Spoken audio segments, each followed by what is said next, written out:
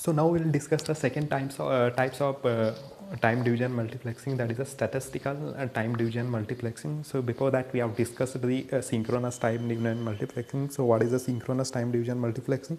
Synchronous, each input has reserved slots in the output frame.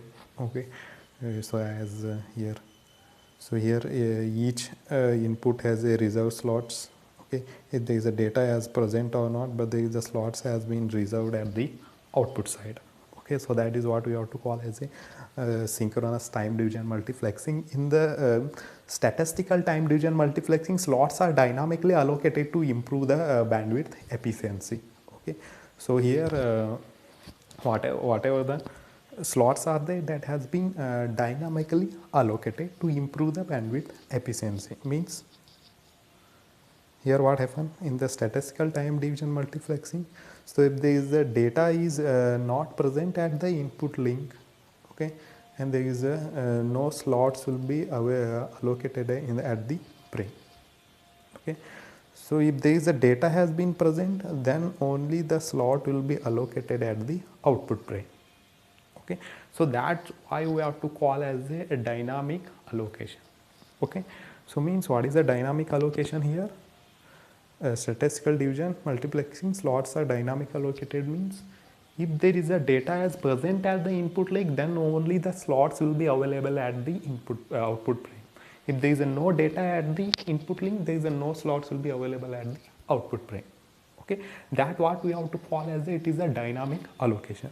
And statistical multiplexing, the number of slots in each frame has been less than the number of input lines. Okay, so as because of if the data has been not present at the input line, then there is no slots will be available.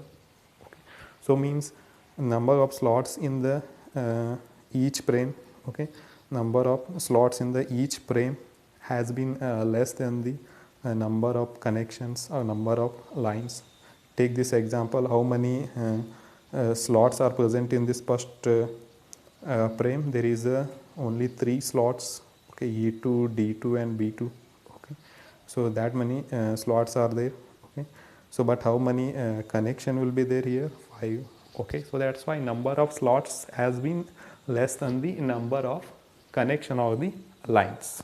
Okay, so that is the one. Next one is the multiplexer checks each input line in the round robin fashion.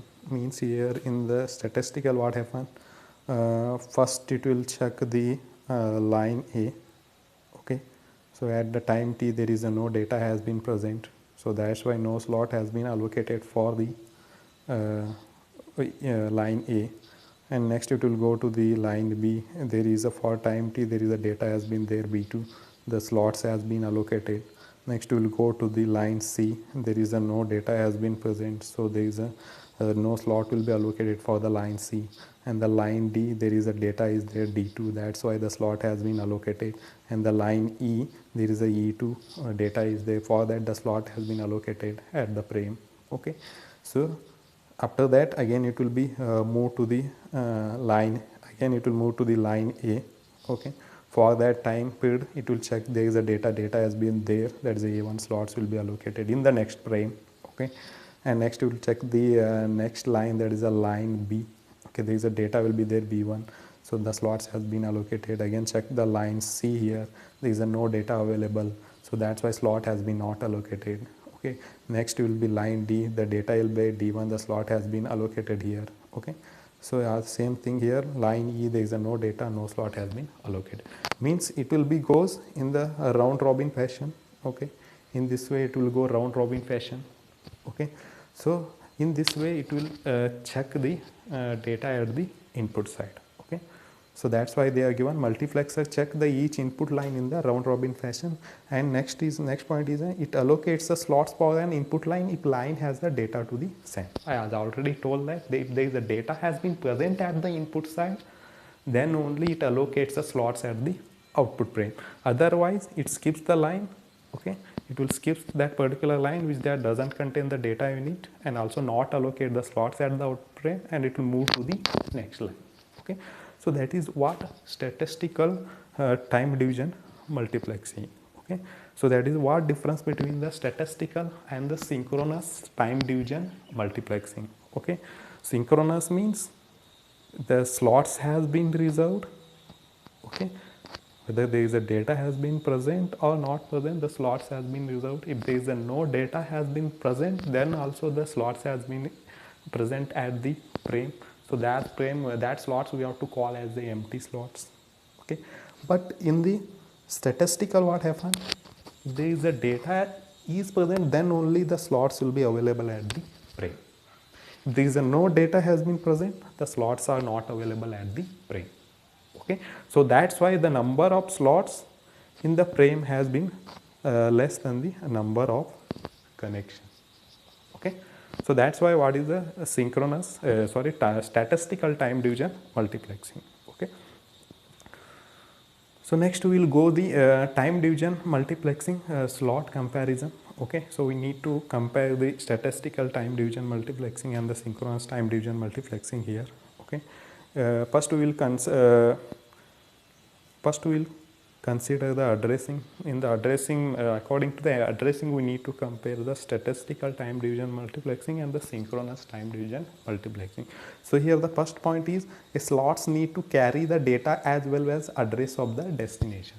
Okay, in the statistical time division multiplexing. Okay, so here what happen? The each frame, okay, or the in the each slot in the frame, okay, has carrying the address of the destination. Okay, there is a E, it is a here the slot E2 has carrying the address C, the D2 has carrying the address D, and B2 has carrying the address B. Okay, so these are the address is nothing but the address of the destination. So here each slot has been carrying the address of the destination. Okay, so that is the first one. E, D, B, these all are the called address of the destination. Okay, and next one is in the synchronous time division multiplexing, the output slot in the synchronous time division multiplexing is totally occupied by the data. Okay, means what is the meaning of this? So here the total connection, okay, the total link has been occupied by the data only here. Okay, there is no any addressing field is present here. Okay, the only the particular data or the data has been occupied the whole link here. Okay, no addressing field has been present. Okay, and next is there is no fixed relationship between the inputs and the outputs. Okay, because there is no pre-assigned and the results are, so we need to include the address of the receiver inside the each slot. So there is no any fixed relationship between the input and the output. What is the meaning of that? In the statistical time division multiplexing, okay, if data is not present at the input link, there is no slots will be available at the frame. Okay, means if inputs is not present, there is slots are not present. Okay, if data has been present at the input side, then only there is a slots has been present at the frame. Okay, so that will not establish the relationship and fixed relations between the inputs and the outputs. Okay, so that's why we need to include the destination address under each slot. Okay, that is a second point under the statistical time division multiplexing. And second point in the synchronous time division multiplexing is there is no need for addressing synchronization pre-assigned relationship between the inputs and outputs are nothing but serve as a address. Okay, so what happens if there is a data is present or not, still the slots will be available at the frame side. Okay, every input has a slots. No data is present at the input, still there is a slots. If data is present, then also slot is present. So that will establish the fixed relationship between the input and output. So that will be served as a address. Okay, so that is what the difference between the statistical and the synchronous time division multiplexing according to the addressing. Okay, and next we will go to the this is the slot size. Okay, slot size is nothing but here what they have mentioned here in the statistical. Okay, so in the statistical time division multiplexing, The ratio of data size to the address size must be reasonable to make the transmission efficient. Means block of data usually many bytes while address is just few bytes. Okay. So what is the meaning of that? Here what happened? In the statistical time division multiplexing, the each slots has been two portion. One is the address portion and another one is the data portion. Okay. So to make the efficient transmission, we need to allocate the more size for the data and less size for the address field. Okay. That's why they are told that here we need to allocate the many bytes. That is means data is usually many bytes while address has just a few bytes. Then only you can able to make the more efficient transmission. Okay, more size you need to allocate it for the data and only less size you have to allocate it for the address field. Okay, so then only it is a efficient transmission. Next is the no synchronization bits. Okay, the frames in the statistical time division multiplexing need not be synchronized, so we do not need any synchronization bits. Okay, so the frames in the synchronization statistical time division multiplexing not required any synchronization. Okay, synchronization has been not necessary in the statistical time division multiplexing, so that's why I do not include the any synchronization bit or the framing bits. Okay, and next one is a bandwidth. Okay, so in that first point is that the capacity of the link is normally less than the sum of the capacity of the each channel. What is the meaning of that here? Okay, so we will discuss through the diagram here. Okay, so whatever the capacity, okay, so whatever the capacity of this particular output link, okay, that has been less than the capacity, total capacity of the each channel.